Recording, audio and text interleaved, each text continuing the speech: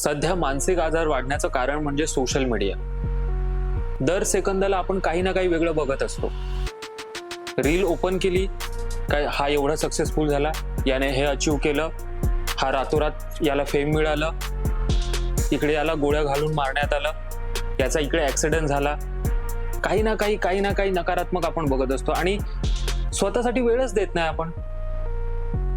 थोडा जरी वेळ मिळाला तरी मोबाईल उघडा, रील्स बघा, मोबाईल वापरा. अतिवापरामुळे हे त्रास व्हायला लागलेत. त्याच्यामुळे मला वाटतं की आपण दिवसातून अर्धा एक तास तरी स्वतःसाठी दिला पाहिजे.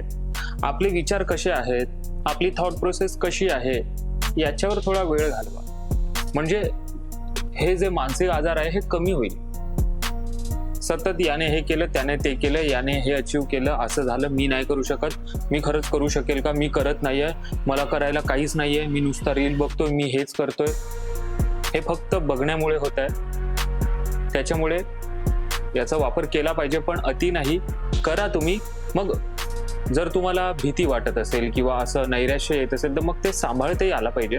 मग सांभाळता येत असेल तर मजाच मजा आहे. मग काय बघा, पण स्वतःला वेळ द्या, स्वतःसाठी वेळ घालवा. म्हणजे कसं सगळं चांगलं.